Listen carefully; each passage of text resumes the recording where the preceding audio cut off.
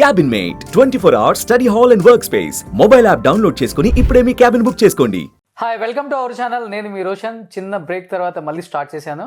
So choreographers చాలామందిని మనం introduce చేసాం, అట్ ది సేమ్ టైం వాళ్ళ హోమ్ టూర్స్ కూడా చేసాం.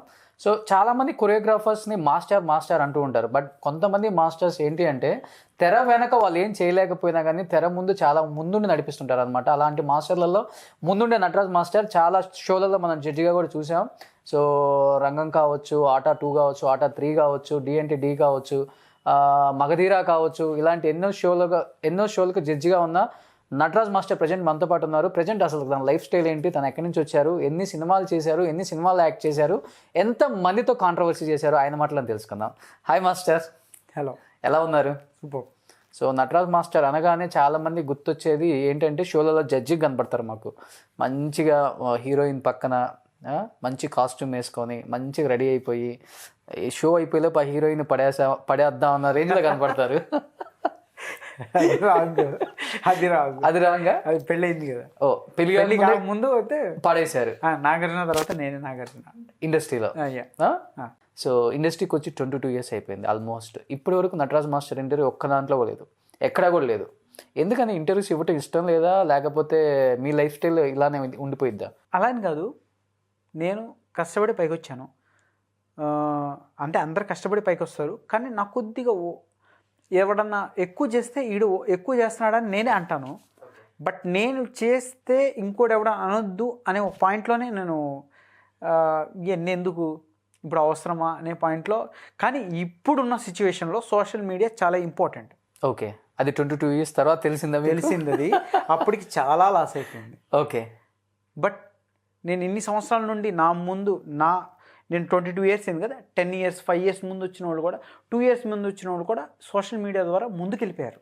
ఓకే, బట్ నేను మాత్రం తెర వెనకే ఉన్నాను. అంటే ఎన్నో షోలు చేశాను, ఎన్నో రియాలిటీ షోలు చేశాను, ఎన్నో పెద్ద పెద్ద అవార్డ్ ఫంక్షన్స్ చేశాను, అన్ని ఛానల్స్లో పనిచేశాను. ఓకే. కాకపోతే ఏంటంటే ఒకటే ప్రాబ్లం ఏంటంటే నా గురించి ఎప్పుడూ నేను చెప్పండి అని చెప్పడం కానీ, నేను ఇది చేశానని చెప్పడం కానీ ఏ రోజు ఎవరితో మాట్లాడలేదు. ఓకే. చాలామంది కొరియోగ్రాఫర్స్ ఏం చేస్తారంటే నా పేరు చెప్పు, నా ఇది చెప్పండి, పెద్ద పెద్ద యాంకర్స్తో ఉన్నారా? అలాంటి వాళ్ళు కూడా ఉన్నారా? ఉన్నారు. నాకు ఇష్టం. 1-2 పేర్లు చెప్తారా? ఇప్పుడు అలా నేను మాట్లాడతాను కాబట్టి నా వైఫ్ నన్ను ఎక్కడికి పంపించలేదు, ఎందుకంటే ఏది మాట్లాడినా డైరెక్ట్ మాట్లాడేస్తాను. ఓకే. అందుకనే నన్ను ఎక్కడ వెళ్ళకుండా నన్ను ఆపింది, ఎందుకంటే నేను డైరెక్ట్ ఫేస్ టు ఫేస్ ఉంటుంది. సో ఇండస్ట్రీలో నిజాలు మాట్లాడితే ఎక్కువ రోజులు ఉండరు, అబద్ధాలు మాట్లాడితే ఎక్కువ రోజులు సస్టైన్ అవుతారంటే నిజమేనా అది? మరి అది కరెక్టే. అది కరెక్ట్ కాబట్టి నేను ఈరోజు వరకు కూడా వెనకాల బ్యాక్లో ఉన్నాను, ఎందుకంటే స్ట్రైట్ అవే మాట్లాడుతాను కాబట్టి. ఇప్పటికి కూడా నటరాజ్ మాస్టర్ ఒక్క సినిమా కూడా కొరియోగ్రఫీ చేయలేదంటే మీకు ఇంట్రెస్ట్ లేదా, లేకపోతే మీకు ఆఫర్స్ రాలేదా? లేదు, నేను ఫస్ట్ వచ్చింది హీరో అవుదామని. హీరో అవుదామని ఈ ఇండస్ట్రీకి వచ్చి కొరియోగ్రాఫర్ అయిపోయా బై మిస్టేక్. బతుకు తెరువు గురించి కొరియోగ్రాఫర్ అయ్యాను. ఆ కొరియోగ్రఫీలో ఏంటంటే చాలా కష్టాలు పడ్డా. నాకు ఒక తెలిసింది ఏంటంటే హీరో అంటే ఏంటి, కొరియోగ్రాఫర్ అంటే ఏంటి, మనకు వచ్చిన టాలెంట్ ఏంటి, ఏది ఎలా ఉండాలో అదే అలానే ప్లాన్ చేసుకోవాలి.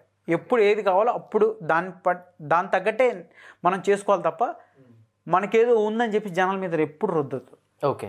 అది నాకు అర్థమైపోయి, సో నాకేంటంటే కొరియోగ్రఫీలో టాలెంట్ పెంచుకున్నా. నాకేదో టాలెంట్తో వచ్చేలే, నేను దాన్ని ఈ రోజు కూడా 22 yearsలో ఏ ఒక్క ఈవెంట్ వచ్చినా నేను ఫస్ట్ టైం చేస్తున్నా అనే ఫీలింగ్లో చేసేవాడిని. అందుకని నేను ఏ షో చేసినా సరే ఫెయిల్యూర్ అనేది ఉండదు, సక్సెస్సే. సో తెర వెనక మాకు కనపడకుండా ఎన్నో షోలకి ప్రాణం పోశారు మాస్టర్. అంటే తెర ముందు కనిపించే వాళ్ళు మీరు అన్నట్లుగానే ఇంతకుముందు షో ఆఫ్ అనుకోవచ్చు, ఇంకోటి అనుకోవచ్చు, మా పేరు చెప్పండి అనుకోవచ్చు, ఇలాంటి ఎన్నో ఉంటాయి. బట్ తెర వెనక మీరు పడ్డ కష్టం కొంతమందికే తెలుసు. మిమ్మల్ని తొక్కేటేమన్నా జరిగిందా తెర వెనక? తొక్కేయటం అనేది ఏముండదు, కాకపోతే నాకు పెద్దగా ఇష్టం ఉండేది కాదు నా పేరు చెప్పించుకోవటం ఇలాంటి. మీరు నమ్ముతారా, మా టీవీలో రంగం 2, జెమినీలో సూపర్ కుటుంబం, జీ తెలుగులో సూపర్ జోడి, 3 షోలు ఒకటేసారి నేను ఒక్కడనే చేశాను. నేను నా వైఫ్ కంప్లీట్గా 3 ఛానల్లో మేమే ఒకటే సైమల్టేనియస్గా వర్క్ చేసాం. అంటే అన్ని ఛానల్స్కి నేనే వర్క్ చేశాను నా టీంతో పాటు. సో ఒక ఛానల్లో చేసిన వాళ్ళు ఇంకో ఛానల్లో చేయడానికి ఉండదు. బట్ నేను 3 ఛానల్లో కలిపి మేమే వర్క్ చేసాం. అంత వర్క్ చేసి ఉన్నాం. కాకపోతే బయటికి వచ్చే ఆస్కారం ఉండదు. ఎందుకంటే ఎన్నో సాంగ్స్ కొరియోగ్రాఫ్ చేసాం. ఎంతోమంది ఆర్టిస్టులకి ఇలా ఈ బాడీ లాంగ్వేజ్లో ఈ కొరియోగ్రఫీ ఇలా ఉంటే ఇలా బాగుంటుంది ఇతనికి అనే పాయింట్లో అతన్ని హైలైట్ చేయగలిగాను తప్ప నేను ఇతను కొరియోగ్రాఫ్ చేశాను ఇది నేను పైకి రావాలని ఏ రోజు ఆలోచించలేదు. సో మాస్టర్, ఇప్పుడు మ్యాక్సిమం హీరోయిన్స్ ఎలా ఉంటారు అంటే హీరోస్తో వర్క్ చేసేటప్పుడు చాలా కంఫర్టబుల్ ఉంటారు, కొంచెం రిచ్గా ఫీల్ అవుతుంటారు. అంటే స్క్రీన్ మీద పెద్ద హీరోతో వర్క్ చేస్తున్నాం, కొన్ని కోట్ల మంది చూస్తారు మనల్ని, మనకంటూ ఒక స్పెషల్ ఇది వస్తుంది బయట పేరు అనుకుంటారు. బట్ ఈవెంట్లకు వచ్చేసరికి కంప్లీట్గా హీరోయిన్స్ కంప్లీట్గా మీలాంటి మాస్టర్లతోనే వర్క్ చేయాలి. వాళ్ళకి ఇలా చేసేటప్పుడు ఏమైనా ఫీలింగ్ వస్తుందా, వాళ్ళతో చేసాం కదా వీళ్ళతో మనం చేయాలా, ఈ రేంజ్కి మనం చేయాలా వీళ్ళతో పాటు ఫస్ట్ ఏం ఆలోచిస్తారు అని ఎవరన్నా మిమ్మల్ని ఇబ్బంది పెట్టి నాకు ఎవ్వరు ఇబ్బంది పెట్టలేదు. ఫస్ట్ ఆఫ్ ఆల్ మనం హీరో అవుదామని వచ్చాం కాబట్టి దేవుడు కొద్ది గొప్ప మనకి ఒక ఇది ఇచ్చాడు. సో అందులో కొరియోగ్రాఫర్ని. సో నా దగ్గర ఎవ్వరు ఇబ్బంది పడలేదు. ఒక శ్రేయ ఒకటే కొద్దిగా ఇబ్బంది పట్టింది. ఏ విషయంలో? ఆమె ఏం చేస్తుందంటే ఆమె కంప్లీట్గా ఆమె ఏదైతే అలెగ్రా సాంగు ఇంకో సాంగు ఒక 2-3 సాంగులు చేస్తుంది. ఆ సాంగులు బట్టి ఆమె అన్ని అవార్డ్ ఫంక్షన్లో కానీ అన్ని ఛానల్స్లో కానీ అదే పర్ఫార్మెన్స్ అదే కొరియోగ్రఫీ చేస్తుంది తప్ప కంప్లీట్గా ఒక కొరియోగ్రాఫర్ చెప్పిన మాట వినదు. నేను నా అసిస్టెంట్ ఏం చెప్పాడంటే తను వినట్లేదు ఏం చేయాలి అన్నాడు. సరే నేను వస్తున్నాను, నేను సీరియస్ అవుతాను, మీరు ఎవరు ఫీల్ అవ్వద్దు, మీరు అలానే ఉండండి. సరే నేను ఇన్స్టిట్యూట్లోకి వెళ్ళి ఫస్ట్ ఏం చేశారు మీరు ఏం చేయిస్తున్నారు అని చెప్పేసి అందరినీ సీరియస్ అయ్యి గట్టిగా షౌట్ చేశాను. దాని శ్రేయ భయపడింది. దాని తర్వాత 2 సాంగ్లు ఫస్ట్ టైం ఆమె ఎక్స్ట్రా అడిషనల్గా డ్యాన్స్ చేసింది. First time around 15 to 20 events 15 to 20 events complete అదే సాంగ్లు అదే డ్యాన్సు అదే కాస్ట్యూమ్తో వెళ్ళిన ఒక పర్సను సంతోషం అవార్డ్స్లో 2 సాంగ్లు ఎక్స్ట్రా చేసింది. ఓకే. ఆమె ఎవరి మాట వినదు, ఏ కొరియోగ్రాఫర్ అయినా వినదు. డైరెక్ట్గా అరిచారా మీద? నా అసిస్టెంట్ల మీద అరిచాను. అక్కడ కోపం ఇక్కడ చూపించా. నాకు అర్థమైపోయింది. ఓకే. ఫస్ట్ నుండి తెలుసు నాకు. సో సెకండ్ టైం ఆల్రెడీ మా టీవీ చేశాను, నెక్స్ట్ జీ తెలుగుకి చేస్తున్నా. సో మా టీవీలో చేసిందే జీ తెలుగుకి అప్లై చేస్తుంది ఆమె. ఓకే. 10 to 15 lakhs అమౌంట్ తీసుకొని కూడా బిహేవ్ చేస్తుంది. సరే ఒక ఛానల్ నుండి ఇంత అమౌంట్ తీసుకున్నప్పుడు ఒక హీరోయిన్ ఎలా పర్ఫామ్ చేయాలి, ఒక 1-2 lakhs తీసుకుంటేనే ఒక అద్భుతంగా పర్ఫామ్ చేస్తారు. 10 to 15 lakhs తీసుకున్నప్పుడు ఎలా వర్త్ ఇవ్వాలి ఒక ఛానల్కి? ది బెస్ట్ ఇవ్వదు. ఆమె ఇవ్వదు. నాకు నచ్చని హీరోయిన్లో శ్రేయ ఒకటే. అంటే ఇప్పుడు మీరు అన్నట్లుగానే తను కంఫర్టబుల్గా సినిమాలో వేసిన డ్యాన్స్ వేస్తుందంటే ఈ స్టెప్పులు నేర్చుకుని పని లేదు, ఈజీగా వేసుకుని వెళ్ళిపోవచ్చు, అంతే కదా? తన కంఫర్ట్ తను చూసుకుంటుంది, అంతే తప్ప ఒక ఛానల్ ఇంత అమౌంట్ తీసుకున్నాం దాన్ని వర్క్ చేయాలని ఏ రోజు ఆలోచించదు. ఓన్లీ వన్ శ్రేయ మాత్రం. గొడవలు ఏమైనా అయ్యాయా? గొడవలు అంటే చాలా ఫీల్ అయింది. బట్ అగ్రిమెంట్ ఉంది కదా, సంతోషం సురేష్ కొండేటి అగ్రిమెంట్ చేసుకొని డబ్బులు ఇచ్చాడు. నేను చెప్పా నేనైతే ఇలానే చేస్తా, నాకు నచ్చలేదు అంటే మాస్టర్ మీ ఇష్టం అన్నాడు ఆయన కూడా. సో నేను వెళ్ళి నా అసిస్టెంట్ మీద అరిసేటప్పటికి ఆమె 2 సాంగ్లు నేర్చుకొని చేసింది, అదే సూపర్ హిట్ అయింది. ఓకే. ఫస్ట్ టైము జీ వాళ్ళు చాలా హ్యాపీగా ఫీల్ అయ్యారు, చాలా బాగుంది సాంగ్ అన్నట్టుకన్నా అదే బాగుంది అన్నారు. ఎందుకంటే ఆమె డాన్స్ పర్ఫార్మెన్స్ చేసే ఒక మంచి హీరోయిన్. పర్ఫార్మెన్స్ చేసేవాళ్ళు కొంతమంది ఉంటారు, అందులో ఒక శ్రేయ. ఆమె తప్పించుకోవటం అనేది రాంగ్ పాయింట్. అది నేను అక్కడ జీ వాళ్ళకి ప్రూవ్ చేశాను. యాజ్ ఏ హీరోగా ఇండస్ట్రీకి వద్దాం అనుకున్నారు, వచ్చారు, చిన్న క్యారెక్టర్లు కొన్ని చేశారు. చేసిన ప్రతి సినిమాకి ప్రతి హీరోతో ఒక చిన్న కాంట్రవర్సీ అయితే ఏర్పడిందని నేను విన్నాను మీ గురించి. అట్ ది సేమ్ టైం హీరోగా వచ్చిన మీరు ఇక్కడ మనం సస్టైన్ అవ్వలేము, ఈ పాలిటిక్స్ మనం తట్టుకోలేము అని చెప్పేసి మళ్ళీ కొరియోగ్రఫీ ఫీల్డ్కి వెళ్ళిపోయారు. ఫస్ట్ సినిమా వీధి అనుకుంటా, శర్వానంద్. ఏంటి ఆ సినిమాకి హీరో మీరా శర్వానంద్? అసలు ఫస్ట్ నేను హీరోనే. అంతా ఉషా కిరణ్ మూవీస్ వాళ్ళందరూ కంప్లీట్ టీం అంతా నటరాజ్ మాస్టరే ఈ సినిమాకి హీరోని డిసైడ్ చేసే. దొరైరాజు దానికి director, Dum director. Okay. Radhika ప్రొడక్షన్లో ఫస్ట్ దమ్ అని జగపతి బాబు చేశారు. ఓకే. ఆయనే డైరెక్టరు. ఫస్ట్ నన్ను హీరోగా ఓకే చేశారు, అంతా అయిపోయింది. కట్ చేస్తే ఆయన శ్రవంతి రవికిషోర్ నుండి శర్వానంద్ని తీసుకొచ్చారు. ఎందుకంటే రేపు రోజు ఉషా కిరణ్ మూవీస్ వాళ్ళు ఛాన్స్ ఇవ్వకపోయినా స్రవంతి రవికృష్ణన్ వాళ్ళ ప్రొడక్షన్ నుండి ఏదో ఉంటుందన్న పాయింట్లో నన్ను సెకండ్ హీరోగా పెట్టి శర్వానంద్ని ఫస్ట్ హీరోగా పెట్టారు. అయినా సరే నేను ఓకే అన్న, ఎందుకంటే మన వెనకాల ఎవరు బ్యాక్గ్రౌండ్ లేరు, మనం డెఫినెట్లీగా తలవంచాల్సింది తప్పదు. ఇంకా నేను ఆ హీరో కేటగిరీ దాకా వెళ్ళాను. చిన్న చిన్న క్యారెక్టర్కి బోల్డ్ మంది కష్టాలు పడుతూ ఉంటారు. దూరం వెళ్ళిన తర్వాత అలా మార్చిన తర్వాత మీ ఇద్దరి మధ్య ఏమన్నా అక్కడ దాకా అవసరం లేదు. సై మూవీలో శశాంక్ క్యారెక్టర్ నాదే ఫస్ట్. నేను ఎక్కడో తిరుపతిలో ఉన్నవాడిని పిలిపించాడు, సత్యం గారని చెప్పేసి co director, Rajamouli co director ఆయన. మా అన్నకి మంచి ఫ్రెండ్, సో మంచి డ్యాన్స్ అవి చేస్తాడు, మంచి ఇది చేస్తాడు, మీ తమ్ముడిని పిలిపించంటే పిలిపించారు. రాజమౌళి గారు అందరినీ స్క్రూట్నీ చేశారు యాక్టింగ్లో. నువ్వు ఇచ్చేయి, నువ్వు ఇలా చేయి, ఇలా చేయి. నేను వచ్చాను, ఈయనకి అవసరం లేదు, ఈయన అన్నీ చేసేస్తున్నాడు, అవసరం లేదు నటరాజ్, నువ్వు సెలెక్టెడ్ అన్నారు. బట్ కరెక్ట్గా 1 వీక్లో ఏం జరిగిందో తెలియదు కానీ శశాంక్ సెకండ్ హీరోకి వచ్చాడు. అప్పుడు నాకు ఒక క్యారెక్టర్ ఇచ్చారు, స్పేర్ క్యారెక్టర్. అప్పుడు కూడా బాధపడలేదు. సరే, ఒక ఎక్స్పీరియన్స్ అనేది అంటారు, అది కూడా అది ఏమన్నా పర్వాలేదు, నేను కష్టపడేవాడిని, నాకు పెద్ద ఫరక్ ఏం పడదు. శశాంక్ అంటే రాజమౌళి వాళ్ళ కజినే కదా. నాకు తెలియదు అది విషయం. అతను వచ్చేసాడు, నాకు స్పేర్ అనే క్యారెక్టర్ ఇచ్చారు. ఏంటి అది చెప్పారు కదా ఫస్ట్, నన్ను అది చెప్పే పిలిపించారు కదా ఇది అంటే, ఆయన కో డైరెక్టర్ అన్న లేదు కొద్దిగా మారిపోయింది, నువ్వు చేయాలంటే ఓకే. బట్ ఆ సెట్లో కూడా నేను, రాజీవ్ కనకాల, రాజమౌళి గారు 90% షూటింగ్ చేస్తే 10% నేను, రాజీవ్ కనకాల, రాజమౌళి గేమ్స్ ఆడేవాళ్ళం, కామెడీ చేసుకునేవాళ్ళం, అంత క్లోజ్ ఉండేవాళ్ళం, అంత బాగా ఇది ఉండేది. కానీ బట్ నాకు ఎక్కడో అన్సాటిస్ఫాక్షన్, నన్ను ఎక్కడో పిలిపించి ఇది చేశారని. సరే, అయినా నేను పెద్ద కేర్ చేయలేదు. సో మా బ్రదర్ అన్నాడు, నువ్వు ఒక ఎక్స్పీరియన్స్ ఉంటుంది కదా, నువ్వు కానీ అని చెప్తే నేను చేశాను. సో ఈ అన్సాటిస్ఫై అని మీరు చెప్పిన పదం ఒకటి ఏంటంటే, మీకు ఇచ్చిన క్యారెక్టర్ని తీసేసి వేరే వాళ్ళని పెట్టారు ఒకటి. బట్ ఇంకొకటి, ఆ హీరోతోనే మీకు ఇద్దరి మధ్య గొడవ వచ్చిందని నేను విన్నా. నితిన్ నేను అంటే చాలా సీన్స్ ఉన్నాయి. ఒక సీన్లో ఏంటంటే భిక్షు యాదవ్ వచ్చి మమ్మల్ని వాళ్ళ ఇంట్లో మేము దొంగతనంగా వచ్చి అన్నీ రీసెర్చ్ చేస్తాం, గేదెల సీనప్పుడు, పేపర్లు సీనప్పుడు, గేదెలు సీనప్పుడు. అప్పుడు ఏంటంటే ఒక వాటర్ ట్యాంకులు దాక్కోవాలి, అందరం దాక్కొని కళ్ళు ఓపెన్ చేయాలి, నీళ్ళల్లో కళ్ళు ఓపెన్ చేయాలి. సరే, అందరిని ఫస్ట్ పాకమన్నారు, పాకాము. నాకు ఎక్కువ బురద అంటితే నితిన్ అన్నాడు, నువ్వు నా వాటర్ ట్యాంక్లోకి రాకు, నీకు బురద ఎక్కువ అన్నాడు. అందరికి ఉంది, బట్ ప్రాబ్లం లేదు, నేను కడుక్కొని నేను వస్తాను, ఇక్కడ ప్లేస్ లేదని చెప్పా. నువ్వు రావద్దన్నాడు, నేను వస్తా అన్న.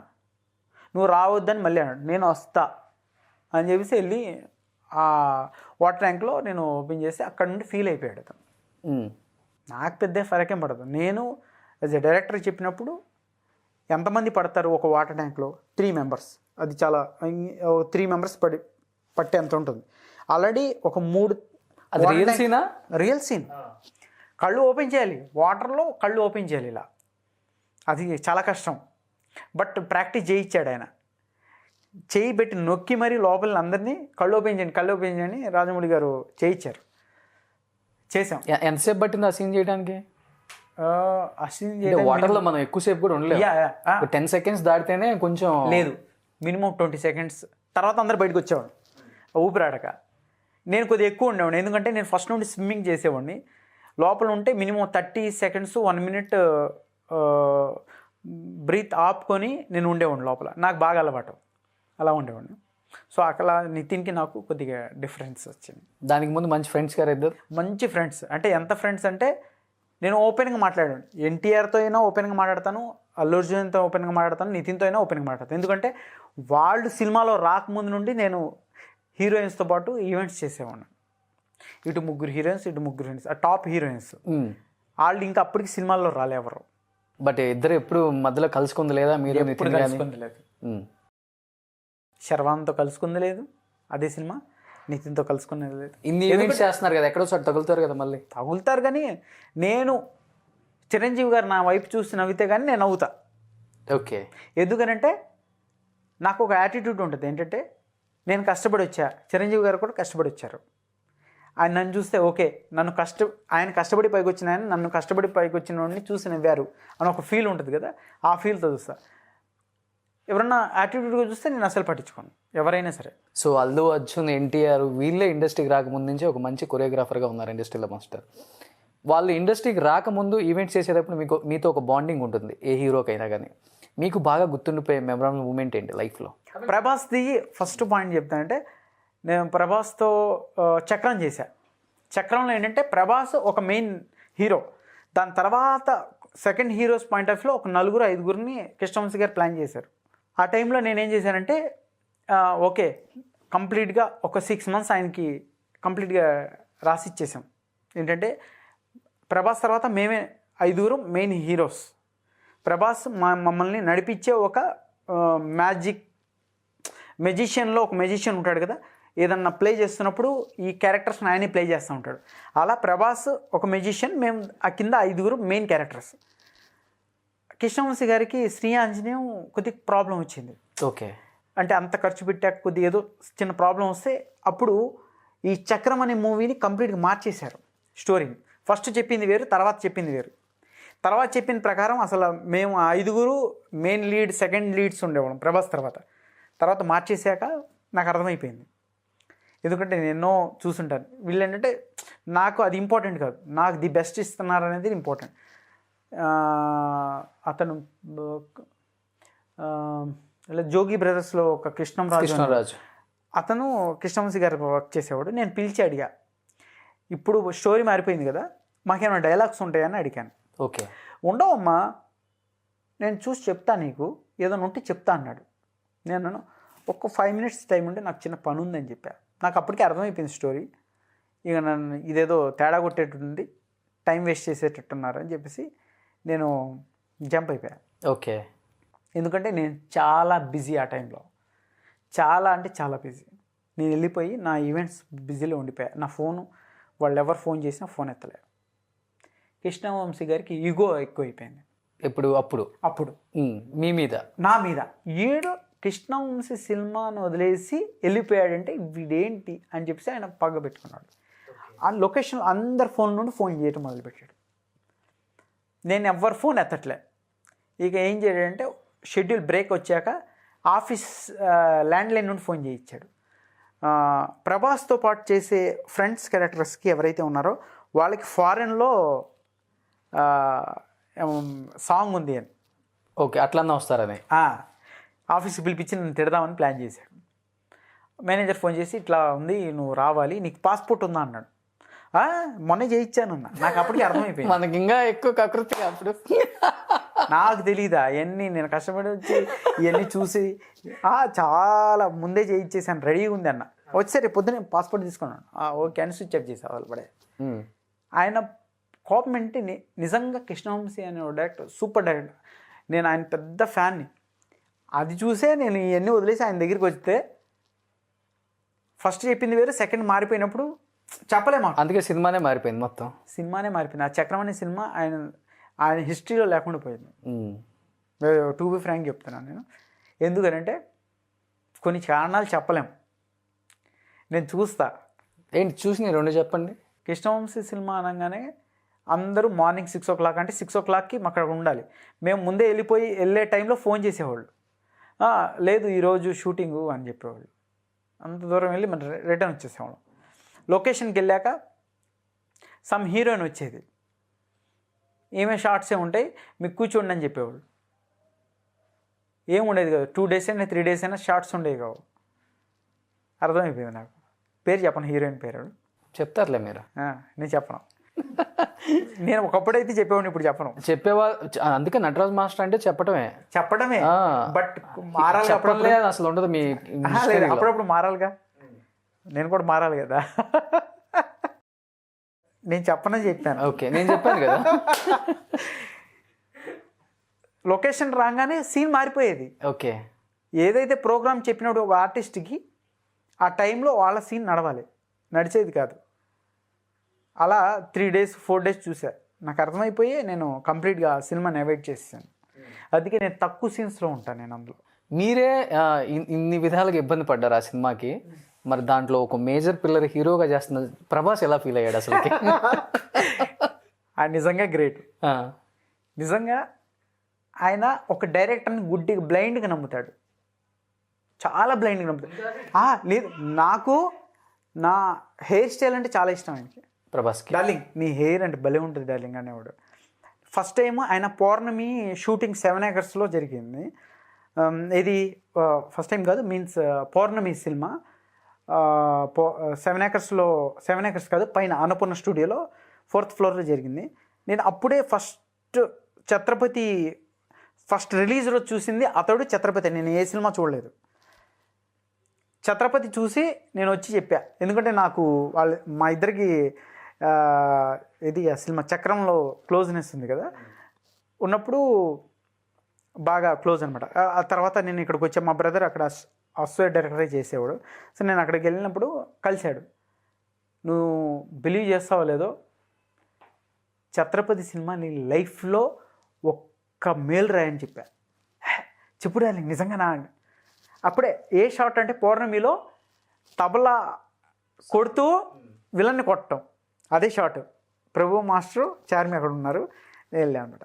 ఎంత సంతోషపడ్డాడు ఆయన, సీరియస్గా. నీ లైఫ్ ఇంకా అసలు నాకే హెయిర్స్ ఇలా లెగిసినాయి, అలాంటి సినిమా నువ్వు లైఫ్లో ఇంకెప్పుడు చేయలేవు, అంత అద్భుతమైన సినిమా అని చెప్పాను. బాహుబలి చేశారు కదా, ఎప్పుడు ఛత్రపతి ఎప్పుడు బాహుబలి. ఓకే, బాహుబలికి ఛత్రపతికి చాలా తేడా ఉంది. ఛత్రపతి వరకే నేను ఆయన కనెక్ట్ ఉన్నాం. దాని తర్వాత నా బిజీ నేను ఉన్నాను, ఆయన బిజీ ఉన్నాడు. నేను బాగా మా ఇద్దరికి ఒక అండర్స్టాండింగ్ ఉంది. లొకేషన్స్లో కానీ బాగా విలువ ఇచ్చేవాడు ఆయన. ఓకే, చాలా మంచి పర్సన్ ప్రభాస్. యాటిట్యూడ్ అనేది ఉండదు, ఎవరిని ఎంత బాగా పలకరించేవాడు అంటే అంత బాగా పలకరించేవాడు. సో లొకేషన్లో బాగా కలిసి ఉన్నారు కాబట్టి మీ ఇద్దరు బాగా చేసిన ఒక మంచి కోతి పని ఏంటి? కోతి పని ఏం లేదు, ఈ రాకేష్ మాస్టరు కొరియోగ్రాఫర్. దేనికి, ఏ సాంగ్కి? ఫస్ట్ ఆయన చక్రం మూవీలో ఫస్ట్ దిగంగానే మేము మందు కొట్టి ఒక 5 ఫ్రెండ్స్ డ్యాన్స్ చేస్తూ ఉంటే ఆయన ఆటోలో దిగి ప్రభాస్ మాతో పాటు డ్యాన్స్ చేయాలి. ఆ మూమెంట్ కంపోజ్ చేస్తుంటే ఆయన చెప్పాడు, నటరాజ్ మాస్టర్ లాగైతే మేము చేయలేము, మాకు కొద్ది చూసి కంపోజ్ చేయని రాకేష్ మాస్టర్ చెప్పాడు. అలా కాదు, మీకు కొద్ది మూమెంట్లు తక్కువ ప్లాన్ చేసి చెప్తాను అని అన్నాడు. నేను అమ్మ ప్రభాస్కి మనకి అంత దృష్టి ఉందా అనే ఆలోచన కూడా మనకి ఉండదు, ఎందుకంటే అప్పటికీ ఆయన ఒక ఎస్టాబ్లిష్డ్ హీరో. నేను అలా నుంచి అబ్బో వీళ్ళంతా ఇంత ఆలోచిస్తారా లెజెండ్ పర్సన్స్ అని ఆలోచించాను. So after he become a national star, international star, ఏమైనా టచ్లో ఉన్నారా ఇప్పుడు? లేదు, నేను ఎప్పుడు ఎవరికి ఎన్టీఆర్ క్లోజే, అల్లు అర్జున్ క్లోజే, నితిన్ క్లోజే, శర్వణ్ వీళ్ళందరూ నాకు ఆల్మోస్ట్ క్లోజే. కానీ నేను ఎవరి దగ్గరికి వెళ్ళి నేను స్వయం అని నేను ఎప్పుడు మాట్లాడను, కలిసి అంతవరకే. ఎందుకంటే ఎవరు ఎలా ఏ యాటిట్యూడ్లో ఉంటారో మనకు తెలియదు కదా, నాకు ఇష్టం ఉండదు. ఎందుకంటే కష్టపడి వచ్చిన వాడికి ఒక యాటిట్యూడ్ ఉంటుంది. ఆ యాటిట్యూడ్ ఫ్యామిలీతో వచ్చిన వాళ్ళకి ఒక యాటిట్యూడ్ ఉంటుందా? ఆ రెండు చూసారా ఇండస్ట్రీలో? ఫ్యామిలీ బ్యాక్గ్రౌండ్తో వచ్చిన హీరో, అది మనం మాట్లాడలేం. ఒక విషయం చెప్తా, ఫ్యామిలీ బ్యాక్గ్రౌండ్ అయినా ఏ బ్యాక్గ్రౌండ్ అయినా ఆడియన్స్ టాలెంట్ ఉండేనే ఎంకరేజ్ చేస్తారు. ఇప్పుడు దాసేంద్ర గారు ఉన్నారు, చాలా లెజెండరీ డైరెక్టర్, ఆయన మించి డైరెక్టర్ ఎవరు లేరు. బట్ వాళ్ళ సన్ని ఆయన నిలబెట్టుకోలేకపోయారు. నేను టు బి ఫ్రాంక్ చెప్తాను ఆ విషయం, ఎందుకంటే టాలెంట్ ఉంటే వాళ్ళ కొడుకుని కూడా తీసుకొచ్చేస్తారు. సో ఇంతకుముందు మీరు అల్లు అర్జున్ గురించి ఒకటి చెప్పారు, ప్రభాస్ ఇష్యూ వచ్చే ముందు. అల్లు అర్జున్ ఆర్య 125 days అని ఒక ఆర్య 125 days ఫంక్షన్లో డ్యాన్స్ పర్ఫార్మెన్స్ చేశారు. కాన్సెప్ట్ ఫస్ట్ టిక్ టాక్ అక్కడ నుండే స్టార్ట్. టిక్ టాక్ అంటే మొన్న ఎన్ని సంవత్సరాలు అయింది టిక్ టాక్ స్టార్ట్ అయ్యి? బేసిక్ టిక్ టాక్ 10 years పైన అయిపోయింది. 10 years కదా. ఆర్య ఎప్పుడు వచ్చింది? అయింది 13-14 days అయింది కదా, 14 years అయింది కదా. 14 years ముందు నుండే నేను ఈవెంట్స్లో ఈ డైలాగ్స్తో సాంగ్స్ అప్పుడే మొదలుపెట్టా. ఇప్పుడు టిక్ టాక్ అంటున్నారు, అప్పుడే డైలాగ్స్ పెట్టేశాను. ఏం డైలాగ్స్ అవి? ఆర్య సినిమాని 10 minutesలో చూపించాను. ఓకే, 2.5 hours మూవీని కాన్సెప్ట్తో.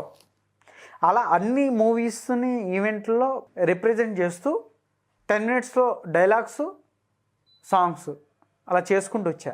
దానికి ఫిదా అయిపోయి ఉంటారు అల్లు అర్జున్ దానికి ఫిదా అయిపోయి దాని తర్వాత బన్నీ అప్పుడు ఆయన వార్డ్రోబ్ ఇప్పటికి గుర్తు పంజాగుట్ట వార్డ్రోబ్ ఒకటి షోరూమ్ ఉంది, క్లాత్ షోరూమ్, అక్కడ కలిసాం మేము. నాదే ప్రొడ్యూసర్, నేనే ప్రొడ్యూసర్. ఆర్య కన్నా ముందో తర్వాత బన్నీ ఏదో ఉంది. ఆయన ఏమన్నా అంటే నాదే ప్రొడక్షన్, నేనే ప్రొడ్యూసర్ని, మా డాడీయే. ఏం క్యారెక్టర్ అంటే ఆ క్యారెక్టర్ ప్లాన్ చేయొచ్చు, నువ్వు వచ్చే రేపే ఓపెనింగ్ అన్నాడు. సరే నేను ఎగేసుకొని వెళ్ళిపోయా. సో అలా అల్లు అర్జున్ చెప్పాడు కదా మంచి క్యారెక్టర్ ఏదైనా ప్లాన్ చేస్తాడు మంచిది. వివి నాయక్ గారు చూశారు. వివి నాయక్ గారి దగ్గర తీసుకెళ్ళి నటరాజ్ తెలుసుగా, నటరాజ్ నాకేం తెలీదు, దాంట్లో మంచి క్యారెక్టర్ ప్లాన్ చేయండి, ఈ రోజు నుండి షూటింగ్ ఏదైనా ప్లాన్ చేసి సెట్ చేయండి అని వెళ్ళిపోయాడు. వివి నాయక్ గారు పిలిచారు పక్కకి, ఎట్రా అని. అన్నపూర్ణ స్టూడియో, ఇంత పెద్ద చక్రం ఉంటుంది అన్నపూర్ణ స్టూడియోలో, ఒక చెట్టు కింద ఇటు సైడ్, అక్కడ పిలిచాడు.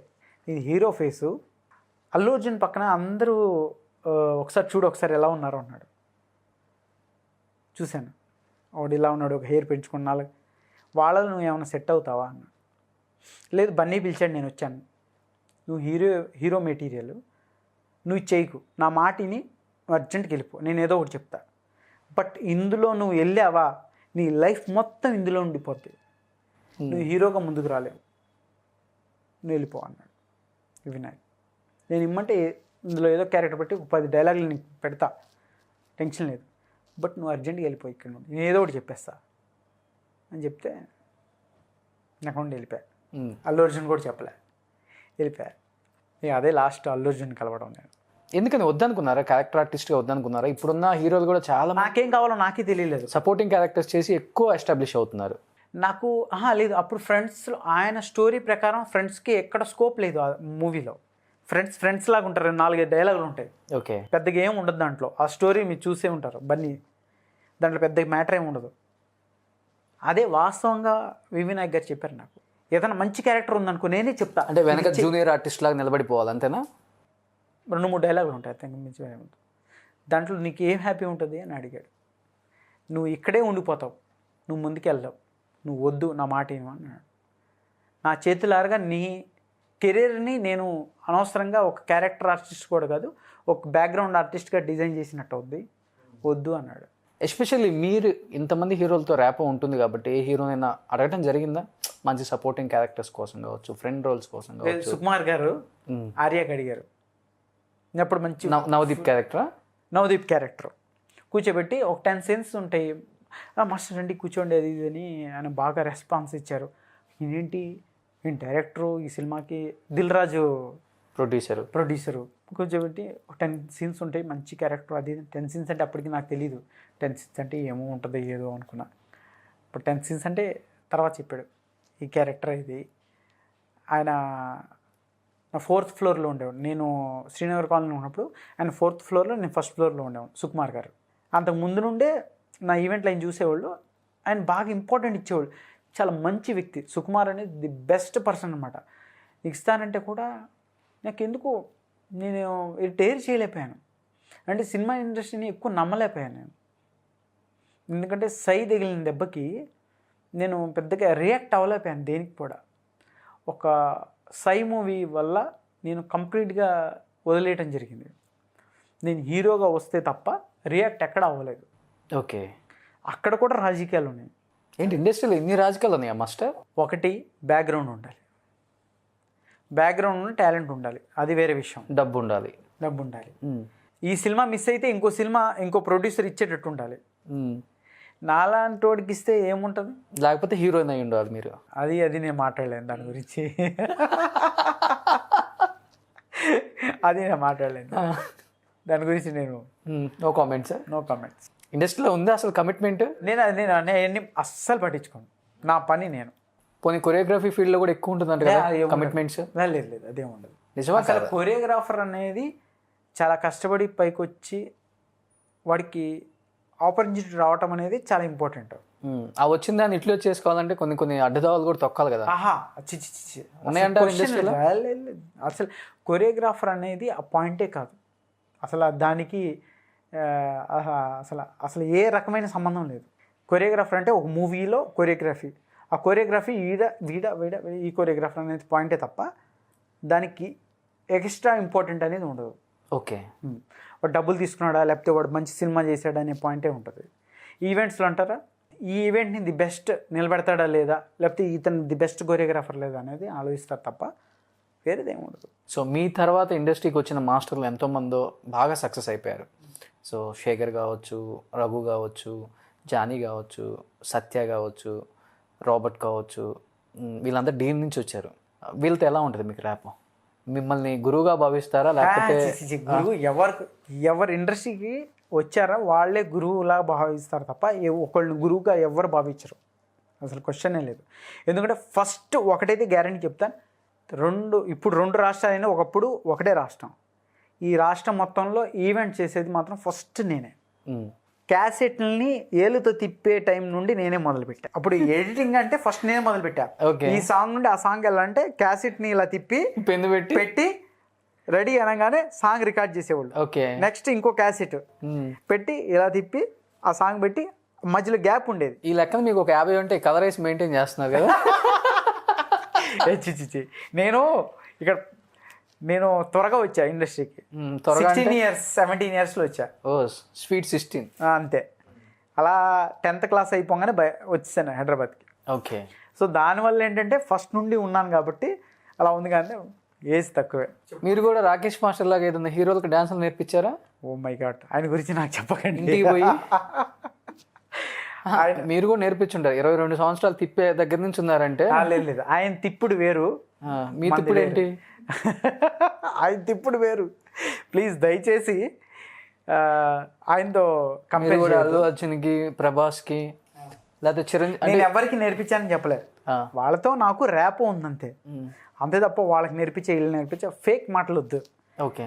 ఆయన నిజంగా చెప్పాలంటే నేను వచ్చిన కొత్తలో కృష్ణానగర్లో ఒక Rakesh master dance institute something ఏదో ఉండేది, అక్కడ ఆయనే ఉండేవాడు, అలా తెలుసు. బట్ ఆయన బిహేవ్ చేసేది మాత్రం చాలా అగెనిస్ట్గా బిహేవ్ చేస్తున్నాడు. ఒక కొరియోగ్రాఫర్స్కి అగెనిస్ట్గా బిహేవ్ చేస్తున్నాడు. అది చాలా పెద్ద నిజాయితీ అనుకోవచ్చు కదా, పోరాడుతున్నాడు అనుకోవచ్చు కదా. పోరాడటం అంటే ఏంటి తెలుసండి, బ్లడ్లోనే ఉంటుంది. ఫస్ట్ నుండి మొదలు పెట్టాలి పోరాటం అనేది. అంత అయిపోయింది. మీరే అన్నారు చక్రం సినిమాకి రాకేష్ మాస్టర్ ప్రభాస్కి కొరియోగ్రఫీ చేశాడని. చేశాడు, ప్రభాస్కి చేశాడు, అందరికి చేశాడు, మనకి కూడా చేశాడు, అందరికి ఆల్మోస్ట్ అప్పటి స్టార్టింగ్ స్టేజ్లో అంతా చేశాడు, అన్ని హీరోస్కి చేశాడు ఆ టైంలో. బట్ ఇక్కడ ఒక ప్రాబ్లం ఏంటంటే ఆయన సోషల్ మీడియాని దృష్టిలో పెట్టుకొని అందరి మీద వీడిలా అని మాట్లాడటం చాలా పెద్ద రాంగ్. ఓకే. ఫస్ట్ చిరంజీవి గారి గురించి మాట్లాడాడు. చిరంజీవి అది ఇది అని మాట్లాడాడు. చిరంజీవి గారు ₹1 ఇచ్చాడు, ఇలా మెతుకులు వేసాడు, ఇలా మెతుకేసాడు అని మాట్లాడాడు. ఒక విషయం చెప్తా, చిరంజీవి గారు అనే పర్సను 1000 కోట్ల ఆస్తిపరుడు కాదు. ఆయన కష్టపడి పైకి వచ్చాడు. ఓకే, ఆయన హెల్ప్ చేయలేదు, ₹1 ఇచ్చాడు. ₹1 కూడా పెద్ద అమౌంట్ ఆయనకి నా దృష్టిలో. ఎందుకనంటే ఈ జనరేషన్లో ఒక 10,000 ఇవ్వటానికి కూడా ఆలోచించే టైంలో ఆయన ₹1 ఇచ్చాడంటే గొప్ప విషయం. లేదు ఇంకా ఇవ్వాలి అంటే అది జనాల మైండ్లో ఉంటుంది. ఈ చిరంజీవి గారు ₹1 ఇచ్చాడు, 5 కోట్లు ఇవ్వాలి లేకపోతే 10 కోట్లు ఇవ్వాలనేది జనాల దృష్టిలో ఉంటుంది. ఓకే. ఇతను డిసైడ్ చేయకూడదు అది. ఇప్పుడు నువ్వు కష్టపడి సంపాదించావు, ఏదో మీ ఫాదరో లేకపోతే ఇంకో మీ తాతో 1000 కోట్ల ఆస్తిపరుడు కాదు. కష్టపడి సంపాదించినోడికి ఆ విలువ తెలుస్తుంది, అంతే తప్ప ₹1 ఇచ్చాడు, ఇలా మెతుకులు వేసాడు, పవన్ కళ్యాణ్ 2 కోట్లు ఇచ్చాడు అని పాయింట్ మాట్లాడకూడదు ఆయన. ఎందుకంటే అగెనిస్ట్ రాకేష్ మాస్టర్కి మీరు? నేను అగెనిస్ట్ ఎవరు కాదు, ఆయన మంచి పర్సన్. రాకేష్ మాస్టర్ నేను చక్రం చూసిన టైంలో చాలా మంచి పర్సన్ ఆయన. మాస్టర్ లేకపోతే ప్రభాస్ని సార్, కృష్ణ సార్ అలా అలాంటి సార్ అలా అనే పర్సన్ ఇప్పుడు ఇలా యారేగెంట్ మారటం వల్ల ఏమొచ్చిందో నాకు తెలీదు. బట్ ఏమీ సాధించలేను, ఏదో చేయాలనే దాంట్లో ఆయన తప్పు చేశాడా, లేదా నేను ఇలానే బిహేవ్ చేస్తే నా యూట్యూబ్ ఛానల్కి మంచి రేటింగ్ వస్తుందని బిహేవ్ చేశాడా అని నాకు తెలియదు. ఓకే. బట్ ఆయన ఫీలింగ్స్ నేను చెప్పలేను. బట్ ఆయన చేసింది చాలా తప్పు. ఎందుకంటే చిరంజీవి సార్ అనే ఒక పర్సన్ని ₹1 ఇచ్చాడు అని ఒక చాలా గలీజ్ అయిన బూతులు మాట్లాడి ఆయన యూట్యూబ్లో 100 సార్లు మాట్లాడాడు. అది నేను కరోనా టైంలో చూశాను. బట్ చాలా పెద్ద రాంగ్ అది. ఎందుకంటే సరే చిరంజీవి గారు ₹1 కోటి ఇచ్చాడు, 100 సార్లు దాన్ని టార్గెట్ చేసి మాట్లాడాడు. ఇదే చిరంజీవి గారు చెన్నైలో పక్కింట్లో వాళ్ళు గంజి వంపితే ఆ గంజి కోసం 1-2 గంటలు ఒక గిన్నె పట్టుకొని వెయిట్ చేసేవాడు. వాళ్ళు ఎప్పుడు గంజి వంపుతారు, ఆ గంజి వంపి తాగుదామని ఆకలితో. అది ఎప్పుడైనా మాట్లాడా? కష్టపడేవాడికే తెలుస్తుంది ఆ డబ్బు విలువ. ఓకే, అవునా కదా? డెఫినెట్గా. ఆయన ఓకే, సోనూ సూద్ గారు ఇప్పుడు ట్రెండింగ్లో ఉన్నారు. ఆయన అందరికీ హెల్ప్ చేశారు, చాలా మంచి పర్సన్. నిజంగా ఆయన హ్యాట్సప్ చెప్పాలి. బట్ ఆయన ఈయన చేయలేకపోయారంటే ఈయన వెనకాల సపోర్టింగ్ ఉండి ఇలా చేయి చెప్పేవాళ్ళు ఎవరు లేరేమో. బట్ ఆయన అంతకన్నా మంచోడే చిరంజీవి గారు, ఎందుకంటే ఆయన కష్టపడి వచ్చాడు. బట్ ఆయన వెనకాల ఉండి ఇలా చేయి అని చెప్పేవాళ్ళు లేరేమో. మొన్న చూసారు లేదు, బిగ్ బాస్లో ఆయన 10 lakhs అనౌన్స్ చేశారు. డబ్బులు ఉన్నాయి, కాదంటలేదు, కష్టపడి సంపాదించాడు ఆయన. ఏమి ఇట్లా ఇప్పుడు ఒక చిరంజీవి గారు కానీ, నాగార్జున గారు కానీ, వెంకటేష్ గారు కానీ, వీళ్ళందరికీ బ్యాక్గ్రౌండ్ సపోర్ట్, బాలకృష్ణ గారితో సహా బ్యాక్గ్రౌండ్ సపోర్ట్స్ ఉన్నాయి. బ్యాక్గ్రౌండ్ సపోర్ట్ ఉంటే అబ్బో ఈయన ఎన్టీ రామారావు గారు కొడుకు బాలకృష్ణ గారు, ఈయన మేము జయ పలకాలి అని ఎవ్వరు చేయలే. బాలకృష్ణ గారు, చిరంజీవి గారు, వెంకటేష్ గారు, నాగార్జున గారు ఆ ఎంటర్టైన్మెంట్ ఇస్తేనే మీరు థియేటర్కి వెళ్ళి చూశారు. అవునా కదా? అవును. పేపర్లు ఎగరేశారు. ఎందుకు? అంత ఎంటర్టైన్మెంట్ ఇచ్చారు కాబట్టి మీరు మా హీరో అని చెప్పగలిగారు. వాళ్ళు ఫ్రీగా మా వెనకాల మా ఫ్యామిలీ ఉన్నారు, మేము వచ్చేసామనే పాయింట్లో లేదు. వాళ్ళ కష్టపడితేనే. చిరంజీవి గారు మధ్యలో కొన్ని మూవీస్ ఫ్లాప్ అయింది. ఎందుకని? అందులో మ్యాటర్ లేకపోవచ్చు. మ్యాటర్ లేకపోతే ఆడియన్స్ ఎప్పుడు కూడా పక్కన పెడతారు. ఓకే. బట్ ఎవరైతే కష్టపడి, చిరంజీవి గారు ఫైట్స్ చేశారు, డ్యాన్స్ చేశారు, యాక్టింగ్ చేశారు, ఇవన్నీ కష్టపడి ఇంత చేయబట్టే ఈ పొజిషన్లో వచ్చారు కదా. ఓకే. ఎవరైనా సరే. అందుకనే నాగార్జున హీరో మా ఫ్యాన్, ఆయన మా ఇది అని అందరూ ఎందుకు ఉన్నారంటే ఓన్లీ వాళ్ళు కష్టపడిన పాయింట్లోనే, అంతే తప్ప ఎవరు డబ్బులు పెట్టి ఉన్నోళ్ళు ఎవరికి ఉండరు. ఓకే. సరే, వాళ్ళని కించపరిచి మాట్లాడటం రాంగ్. బట్ ఇంతగా మాట్లాడుతున్న నటరాజ్ మాస్టర్ ముక్కుసూటిగా మాట్లాడతారు, కోపం ఎక్కువ, కొంచెం యాటిట్యూడ్ కూడా ఉంటుంది అని మీ మీద ఉంది కొంత. ఆ టైంలో కూడా మీకు ఓంకార్కి మధ్య కూడా గొడవలు అయినాయి కదా, ఎందువల్ల అయినాయి అంటారు? నేను ఒక కొరియోగ్రాఫర్గా ఉన్నప్పుడు కొరియోగ్రాఫర్గానే ఆలోచిస్తాను కదా. సో నా టీంలో ఒక 5 కంటెస్టెంట్స్ ఉన్నప్పుడు 5 పేర్స్, అందులో ఒక వాళ్ళ తమ్ముడిని అశ్విన్ని పెట్టాడు. ఓకే, ఒక కంటెస్టెంట్ కాదు. తనేం ఆలోచించాడంటే, ఆయన డ్యాన్స్ బాగా చేస్తారంతా. డ్యాన్స్ నేనే నేర్పించాను. డ్యాన్స్ అంతకు రాదు తనకి. నేను నా వైఫ్ కలిపి ఇద్దరం కలిపి నేర్పించాం. 0 నుండి నేర్పించాం అశ్విన్కి. నా టీంలోని వీక్ ఉన్నారు అందరూ. వాళ్ళ తమ్ముడే కొద్దిగా బెటర్, మిగతా టీంలో చాలా స్ట్రాంగ్ ఉన్నారు అందరూ. అది నాకు ఎలిమినేషన్, వాళ్ళ తమ్ముడు ఎలిమినేషన్ వచ్చేదాకా తెలియలేదు ఆ విషయం. అక్కడ నేను ఫీల్ అయ్యాను. అంటే వాళ్ళ తమ్ముడు ఎలిమినేషన్ అవ్వాలా? లేదు, నా టీంలో తెలంగాణ, రాయలసీమ, కోస్తా 3 టీంలు ఉంటాయి. కోస్తాకి నేను మెంటర్ని. నా టీంలో 5 పేర్స్ ఉంటాయి. 5 పేర్స్లో అందరు 4 వీకెస్టే. ఒకడు కొద్దిగా బెటర్. ఏంటంటే వాళ్ళ తమ్ముడు అంటే బాగా కాదు, నేను ట్రైన్ చేశాను అలా. అశ్విన్ ఇప్పుడు హీరోగా చేస్తున్నా. మిగతా టీమ్స్లో అందరు స్ట్రాంగ్ ఉన్నారు. అది నాకు అర్థం కాక, నాకు అప్పటి వరకు అర్థం కాలేదు. ఆయన తమ్ముడు, ఓంకార్ తమ్ముడు అశ్విన్ ఎలిమినేషన్ జోన్కి వచ్చేదాకా నాకు అర్థం కాలేదు. ఓహో, నా టీంలో ఇంత వీక్ ఉన్నారు అనేది. ఎందుకంటే నేను బ్లైండ్గా వెళ్ళిపోతా ఎవరిని నమ్మినా. ఓకే. తర్వాత తెలిసింది ఏంటంటే, ఒక ప్రొడ్యూసర్గా ఉండి, ఒక డైరెక్టర్గా ఉండి, ఒక యాంకర్గా ఉంటే ఒక జనాల్ని రేటింగ్స్ పాయింట్ ఆఫ్ వ్యూలో కానీ ఏ రకంగా బిహేవ్ చేయాలనేది ఒక ప్రొడ్యూసర్గా, ఒక డైరెక్టర్గా అయినాకే తెలిసింది నాకు. అప్పుడు ఆడియన్స్ పాయింట్ ఆఫ్ వ్యూలోనే ఆలోచించేవాడిని, ఆడియన్స్ పాయింట్ ఆఫ్ వ్యూలోనే బిహేవ్ చేసేవాడిని. ఇంత ఇదొచ్చి నేను ఊరుకునేవాడిని కాదు, ఫైట్ చేసేవాడిని, ఏదైనా చేసేవాడిని. బట్ నా దాకా వచ్చేదాకా తెలియలేదు అందరినీ మేనేజ్ చేస్తూ ఒక షో చేయాలని. ఒక రేటింగ్ని మేనేజ్ చేయాలి, ఛానల్ మేనేజ్ చేయాలి, తీసుకున్న కంటెస్టెంట్స్ని మేనేజ్ చేయాలి. ఇవన్నీ చేస్తూ ఒక షో చేయాలంటే చాలా కష్టం. ఓకే. అది ఓన్లీ ఒక తెలుగులోనే. తెలుగులో ఇంకో ప్రాబ్లం ఉంది, పాలిటిక్స్ ఎక్కువ. పాలిటిక్స్ కాదు, మనోళ్ళు ఆ టైం ఉన్నంత వరకు కష్టపడతారు, దాని తర్వాత ఎవరో కష్టపడరు. సెలక్షన్ అనగానే ఆ 10 రోజుల ముందు ఏదో పాకిస్తాన్కి ఇండియాకి యుద్ధం ఉన్నట్టు రెడీ అయిపోతూ ఉంటారు, కానీ నెలల తరబడి ఎవరు కష్టపడ్డారు. అదే పెద్ద ప్రాబ్లం. సో అలానే ఓంకార్ చేసిన కొన్ని షోలకు కూడా ఆల్మోస్ట్ ఛాలెంజ్ కావచ్చు, ఆట కావచ్చు, ఇలాంటి షోలకి సో కంటెస్టెంట్లకు కావచ్చు, డాన్సర్స్కి కావచ్చు, జడ్జీలకు కావచ్చు, కొంతమంది డబ్బులు కూడా ఎక్కువ ఆయనే ఎక్కువ దాని ద్వారా సంపాదించుకున్నారన్న వార్త కూడా ఉంది. అది నిజమా?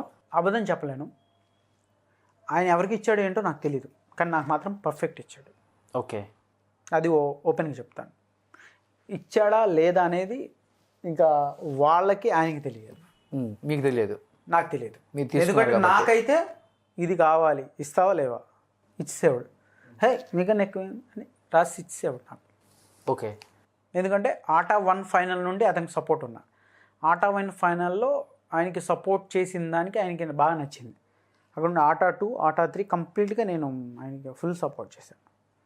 ఆటా 3లో ఈ ఒక్క వాళ్ళ తమ్ముడు విషయంలో ఇష్యూ అయ్యి నేను దూరం అవుతాను. అశ్విన్తోనే గొడవ. అశ్విన్తో గొడవ అంటే మీన్స్ అతను ప్రొఫెషనల్ కాదు, బట్ తమ్ముడికి ఏదో చేయాలని తపన, బట్ అది తప్పు కాదు. కానీ మిగతా వాళ్ళు 4 టీమ్స్, ఈ 4 పేర్స్ కాకుండా ఇతని తమ్ముడు కాకుండా మిగతా 4 పేర్స్ వీక్ ఉండటం అనేది నాకు నచ్చలేదు. ఓకే, అంతే తప్ప. బట్ అతను ఏం చేశాడంటే ఇప్పుడు కూడా ఒక గొప్ప విషయం ఓంకార్ను మెచ్చుకోవాల్సింది ఏంటంటే ఇప్పుడు కూడా వాళ్ళ తమ్ముడు గురించి ప్రయత్నిస్తున్నాడు. అతన్ని ఏదో ఒక నిలబెట్టారంటారా? నిలబెట్టినట్టే కొద్దిగా చూడాలి. అసలు ఈ షోలన్నీ స్క్రిప్టెడ్ అండి ముందే? No scripted. ఇదంతా మధ్యలో ఆట 2లో కాదు, ఏడవటాలు ఉంటాయి. లేదు, ఆట 2లో అమ్మ రక్షక నేను సీరియస్ అయింది, ఆట 3లో నేను సీరియస్ అయ్యాను. అది సిచ్యువేషన్ డిమాండ్ చేసింది. ఎందుకంటే అక్కడున్న సిచ్యువేషన్ మేము యాజ్ అ కొరియోగ్రఫర్ మాకు తెలుసు వాళ్ళు ఏం బిహేవ్ చేస్తారు. ఎక్స్ట్రాల్ చేస్తే మాత్రం చాలా కోపం వస్తుంది. నువ్వు వర్త్ఫుల్ ఉండు, నువ్వు బిహేవ్ చేయి, దానికి మేము రెస్పాండ్ అవుతాం. నువ్వు వర్త్ఫుల్ కాకుండా బిహేవ్ చేస్తే సంఖ్య ఫిరాయిస్తుంది. అదే జరిగింది. ఈ కోపంతో 22 సంవత్సరాలు ఎంతమంది కొట్టారు అసలు ఇండస్ట్రీలో చెప్పండి నిజంగా? అంటే నాకు చిన్న యాటిట్యూడ్ ఏంటి తెలుసా, నేను కష్టపడిపోయిచ్చా, ఎవ్వరు నన్ను తీసుకురాలేదు. కష్టపడకుండా ఎవడైతే యాటిట్యూడ్ చేసే వాళ్ళందరినీ తిట్టాను, వాళ్ళందరినీ కొట్టాను. ఎందుకంటే ఇప్పుడు స్టార్ లైన్ ఉన్నారు ఎవరన్నా, కొరియోగ్రాఫర్ కావచ్చు, హీరోగా కావచ్చు, నిజాలు చెప్పాలి. లేదు, నిజాలు చెప్పడం కాదు, ఎవరిని నేను కించపరుస్తున్నాను. ఎందుకంటే నటరాజ్ మాస్టర్ ఎక్కువ బూతులు తిడతారు, కొడతారు, బూతులు మాట్లాడు బూతుల్లో కూడా మంచి బూతులు చెడ్డ బూతులు ఉంటాయి కదా. రెస్పెక్ట్గా తిట్టే బూతులు వేరు ఉంటాయి. నేను డైరెక్ట్ ఎగస్టాల్ చేయకు, నాటకాలు వేయని చెప్తాను, అంతకు మించి తప్ప బూతులు మాట్లాడటం. నాకు చెప్తున్నారా? ఎంతమంది కొట్టారో చెప్పరు అయితే. తిట్టారు. సీరియస్ అవటం అయితే చాలా హీరోయిన్స్ సీరియస్ అయ్యాను, చాలా హీరోయిన్స్తో ఇలా హీరోయిన్స్ ఒప్పుకుంటారు సీరియస్ అయితే అసలు. మరి నేను అప్పుడు చూసి నన్ను భయపడేవాళ్ళు వాళ్ళు, ఏమంటే ఈయన కాంప్రమైజ్ అవ్వడు, ఇలా ఒప్పుకోడు అని. అదే సుధా చంద్రన్ గారు మన ప్రాక్టీస్కి వచ్చారు, లెజెండరీ పర్సన్, మన మయూరి వచ్చి ఆమె నటరాజ్ మాస్టర్ ఏమో తప్పలేదు, ఆమె కూడా భయపడుతుంది. అమ్మ మీకు దండం పెడతాను, మీరు లెజెండరీ. నేను చిన్న పెట్టుకున్నారా జుట్టు పైకి ఎత్తని భయం ఉంది అక్కడ? ఏం లేదు, రాసి పెట్టి కూడా లేదు. అమ్మ మీకు దండం పెడతాను, నేను అలాంటి పర్సన్ కాదమ్మా, మీరు దండం పెడతాను, మీరు అలా లేదు మాస్టర్, మీరు పర్ఫెక్ట్ లేకపోతే అసలు ఒప్పుకోరు కదా, నేను ఇప్పుడే వచ్చాను ఏమనుకోవద్దు అంటారు. అయ్యో అలా కాదమ్మా, మీరు లెజెండరీ, మీ ముందు మేము చాలా చిన్న పిల్లలం. ఓకే, మేము చదువుకునేటప్పుడు మీ లెసన్ చదువుకున్నాం, మేము పైకి వచ్చాం, ఇన్స్పిరేషన్గా తీసుకున్నాం. ఓకే, అలాంటి మీరు ఎలా చెప్తే మేము తట్టుకోలేము. మాస్టర్ మీరు కొన్ని షోలలో బాగా ఎలివేట్ అవ్వడానికి, మీ ఈవెంట్స్ ఏంటో చూపించుకోవడానికి కొంతమంది హీరోయిన్స్ని న్యూడ్గా కూడా చూపించారని ఉంది మాస్టర్, నిజమా కాదా? అది ఇది రాంగా? ఇది నేను ప్రూఫ్ చూపిస్తాను. మరి ఇప్పుడు ఈ షో అప్పుడు అంజలా జవేరి, నేను వీలైతే ఇండస్ట్రీని కూడా వదిలేస్తా, బట్ తప్పు అయితే చేయను. ఈ ఈవెంట్ టైంలో తను చాలా లేట్గా వచ్చింది. ఓకే, అప్పటికి సాంగ్ అనౌన్స్మెంట్ అయిపోయింది. జైన్ పరాన్ డైరెక్టర్ ఆయన తీసుకొచ్చింది. తను తీసుకురావడంలో లేట్ అయిపోయింది. యాక్చువల్లీ ఇక్కడ నుండి తను వేసుకున్న డ్రెస్ ఇక్కడ నుండి వేసుకోవాలి, ఇది వేసుకోవడం మర్చిపోయింది, ఇలా వేసుకుంది. అప్పటికి సాంగ్ అనౌన్స్ చేశారు, తను వచ్చింది. చేస్తున్నప్పుడు ఇక్కడ స్టిఫ్ లేకపోతే డెఫినెట్లీగా జారిపోతాయి. అది వేసుకోలేదు, తను కంప్లీట్ జారిపోయింది. అప్పుడు నాకు ఏం అర్థం కాలేదు, ఏంటిది ఇలా అయిపోయింది, నాకు మైండ్ బ్లాక్ అయిపోయింది. ఇంతమంది పబ్లిక్ ఉన్నారు ఏంటిది అని. నేను కంప్లీట్ బ్లౌజ్ లేకుండా సాంగ్ తీశారు మీరు, కొరియోగ్రఫీ అవునా కాదా? ప్రతి హీరోయిన్కి, ప్రతి ఆర్టిస్ట్కి మీరు తాకలు పెట్టారా లేదా, బయట సరిగా ఉందా లేదా, ఎందుకంటే వాళ్ళు ఏ తప్పు చేసినా మాస్టర్ కాదు, నేను తలెత్తుకోలేను. వాళ్ళు నాతో పాటు చేసిన, నా టీంలో చేసిన. మరి ఇప్పుడు ఇది తలెత్తుకునే పనే? ఆమె తప్పది, ఎందుకంటే ఆమె లేట్గా వచ్చింది. ఓకే, అనౌన్స్ చేశారు, నాకు తెలిసి సుమా అనుకుంటా, ఐ థింక్ యాంకర్ సుమానో ఝాన్సీయో ఉన్నారు. అనౌన్స్ చేశారు, ఆమె వచ్చి ఇదిగో డ్రెస్ అంటే నేను వేసుకొని వస్తానండి, నేను రెడీ చేసుకుని రెడీగా ఉన్నా. పరిగెత్తుకుంటూ వచ్చింది, సాంగ్ స్టార్ట్ అయిపోయింది. ఓకే, చేస్తుంది, జారిపోయింది. నేను షాక్ అయిపోయినా. అప్పటికప్పుడు దగ్గర లాక్కొని ఏదైతే తన ఇది ఉందో అది పైకి లాగి దగ్గర లాగి చేసుకుంటూ తీసుకెళ్ళిపోయి డాన్సర్ అమ్మాయిని పిలిచి అర్జెంటుగా ఇది కట్టండి అని చెప్పి నేను వెళ్ళి డాన్స్ చేసి మళ్ళీ తను తీసుకొచ్చాను. ఓకే, ఎప్పుడు మన ఇండియన్ కల్చర్లో మన లేడీస్ని అవమానించకూడదు, అది నేను ఏ రోజు చేయను. ఆ రోజు కూడా నేను చాలా అతి జాగ్రత్తగా బిహేవ్ చేశాను కాబట్టి ఆ చిన్న దాంతో వెళ్ళిపోయింది, లేకపోతే ఆమె డ్రెస్ ఇక్కడ దాకా వచ్చేసేది. బట్ ఇది ఇప్పటికి కూడా వైరల్ అవుతూనే ఉంది కదా? అవుతుంది కదా. ఇంకా మంచి ఎప్పుడు వైరల్ అవుతుంది, చెడే కదా వైరల్ అయ్యేది. రామాయణంలో రావణాసుడికి ఎక్కువ డిమాండ్. ఓకే, ఎందుకంటే ఇప్పుడు మీరు రావణాసుడు కదా. 22 సంవత్సరాల నుంచి అంతే ఉందా డిమాండ్, ఏమైనా తగ్గిందా? ఇక్కడ ఒకటే ఒక పాయింట్ గుర్తుపెట్టుకోండి, లైఫ్లో మనం ఎంత కష్టపడతామో దాన్ని తగ్గట్టే మన రిజల్ట్ ఉంటుంది.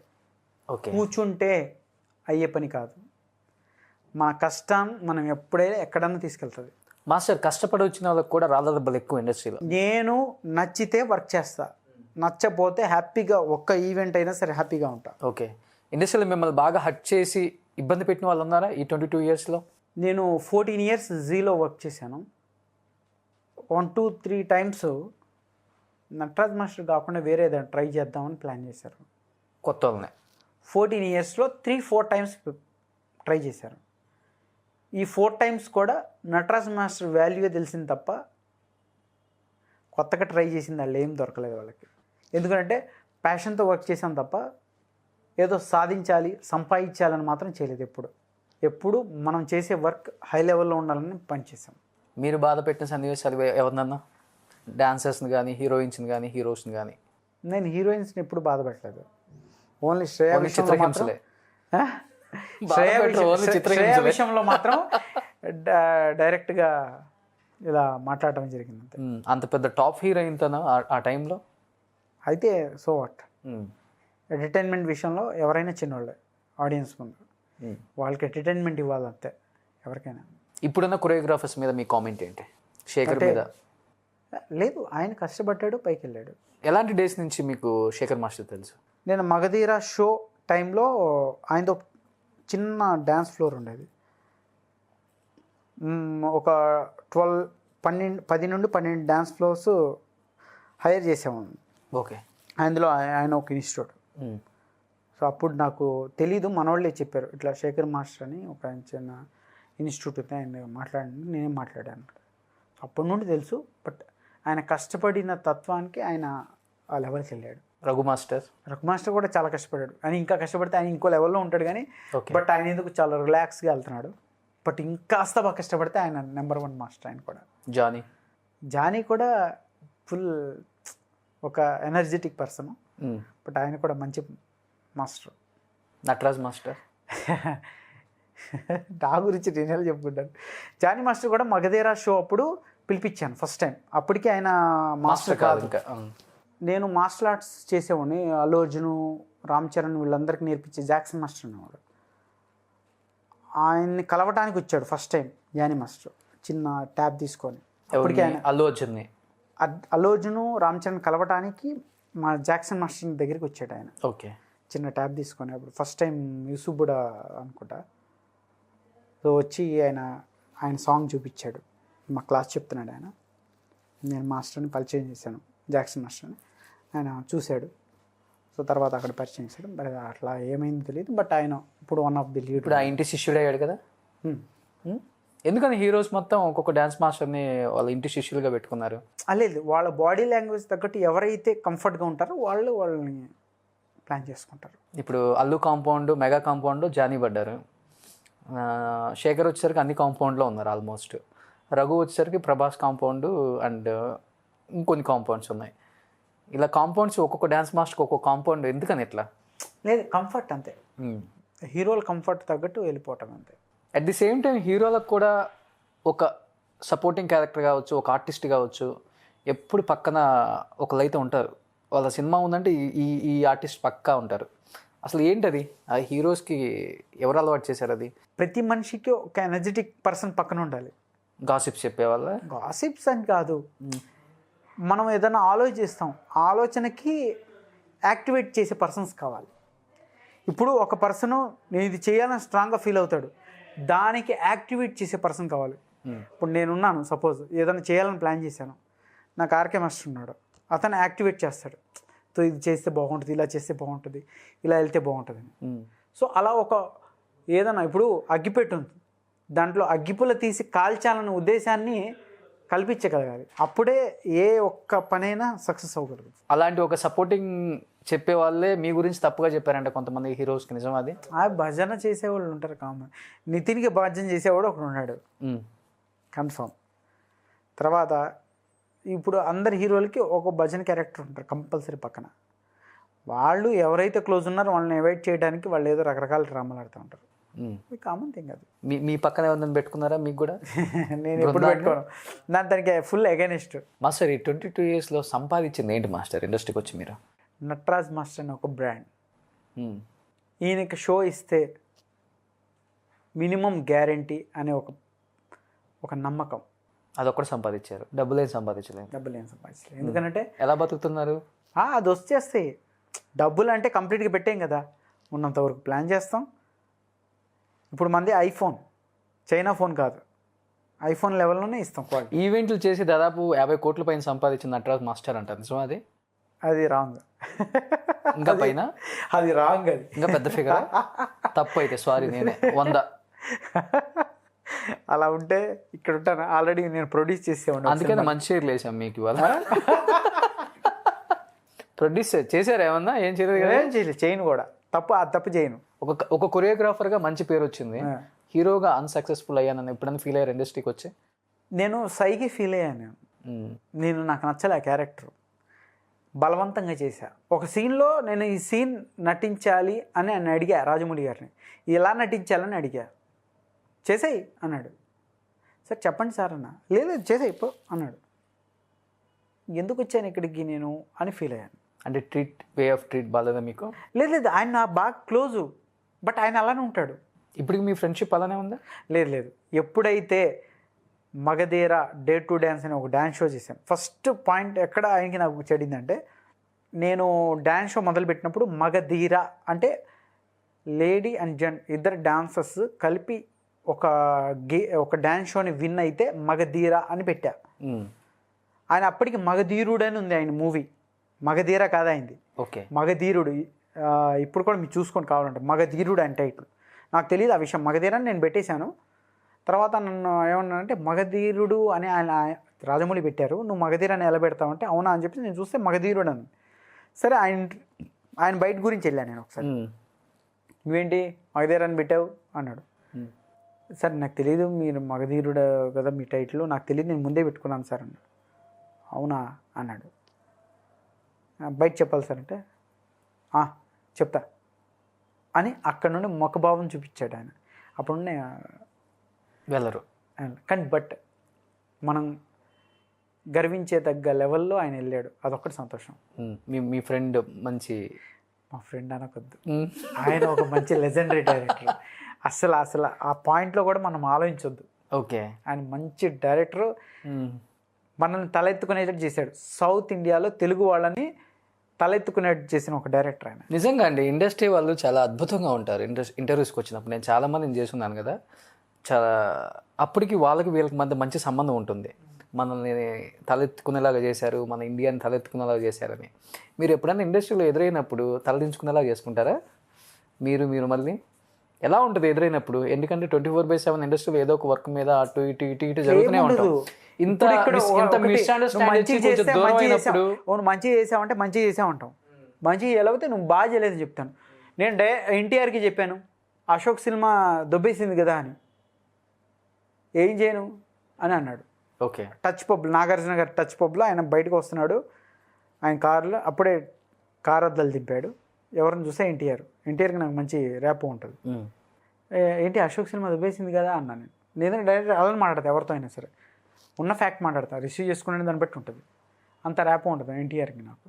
బట్ ఇప్పుడు నేను టచ్లో లేను కానీ బట్ చెప్తున్నాను అంతే తప్ప నువ్వు బాగా ఎదిగావంటే ఎదిగావని చెప్తాం. ఓకే, లేదు పోయిందంటే పోయిందని చెప్తాం. భజన చేయకూడదు, భజన ఎవరికి చేయకూడదు. ఏంటి ఫీలింగ్ ఏంటి ఆయన ఆ మాట అనగానే?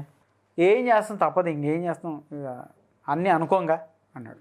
మీ ఇద్దరికి బాగా గుర్తుండిపోయిన ఒక మంచి మెమరబుల్ మూమెంట్ ఏంటి? ఎన్టీఆర్కి నాగా నేను గొడవ మూవీ, కోదండరాం రెడ్డి గారిది గొడవ, వాళ్ళ అబ్బాయి హీరో, నేను అందులో చేస్తున్నాను. వైభవ్ పద్మాలయంలో షూటింగ్ జరుగుతుంది. అదే టైంలో యమ దొంగ ఒలమ్మి తిక్కరేగిన సాంగ్ నడుస్తుంది.